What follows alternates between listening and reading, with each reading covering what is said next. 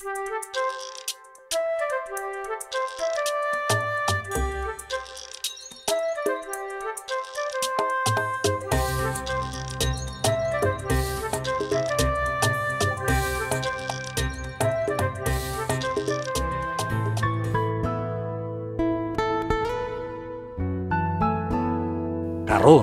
ang Gensan usa na ka first class nga syudad, world class exporter ug kapital sa negosyo sa Region 12. Dato sa bahan yuta, kaniadtong pilayo ang progreso dinhi.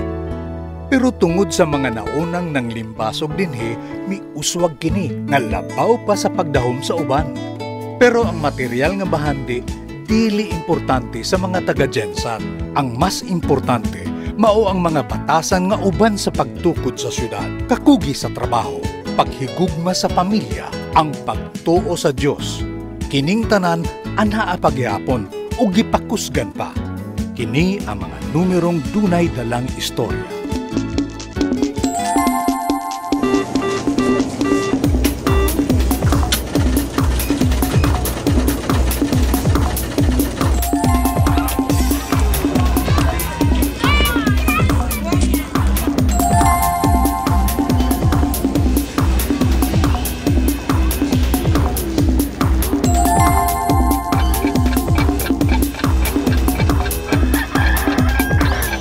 Business friendly ng Gensan.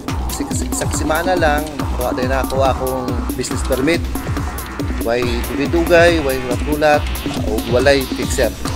Maayog yun mag-business din sa Gensan.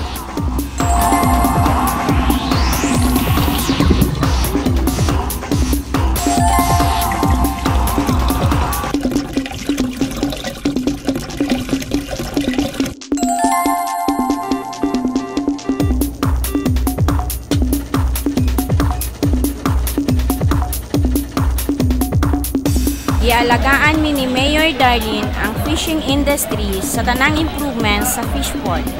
Mas daghan ang mga tuna nga na-export namo karon. Karon giilan na gyud kami sa among produkto sa tibuok kalibutan.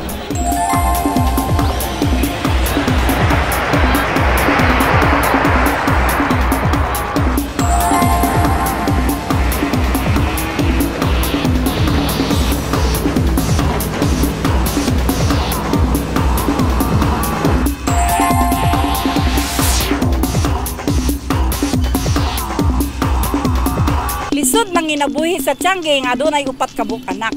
Karon nga aduna nay health center dool sa Tiangge, dali na lang mabakunahan akong mga anak. So daghang salamat Mayor, daghang salamat.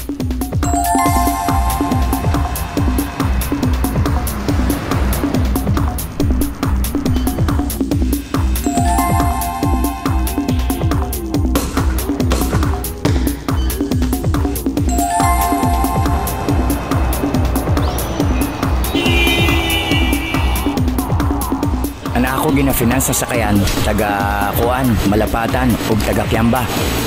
Nya dako kayong natabang ni Mayor Adelion sa fishport na nahimo ganing fishport gikan sa iyaha.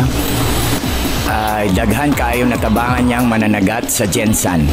Ako si Alvin Maulas, usa sa dakong tabang sa akong kinabuhi, ang matagaan og permanenteng trabaho diri sa fishport. Daghang salamat kay Mayor Darlene.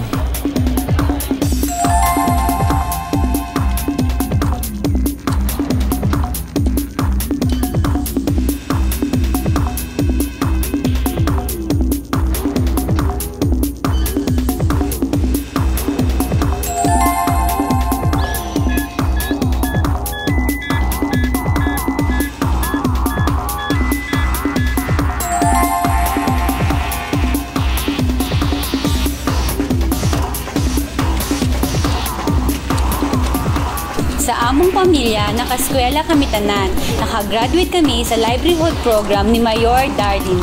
Bisag mga senior citizens, gitabangan ni Mayor Darlene nga mahimong eksperto sa computer. Ako gani adunay 200 friends sa Facebook. Bata pa ako, nakit-anan nako ang pagdako sa General Santos. Hangtod nga nahimo kining usa ka global city that we can all be proud of. Nalipay ko nga apil ko niini. Layo na ang nabdan nato. mas daghan pa ang atong mahimo. Let Team Jensen deliver for you. Mauni ang inyong Mayor, Mayor Darlene Antonino Custodio, Mayor sa Magandang Jensen.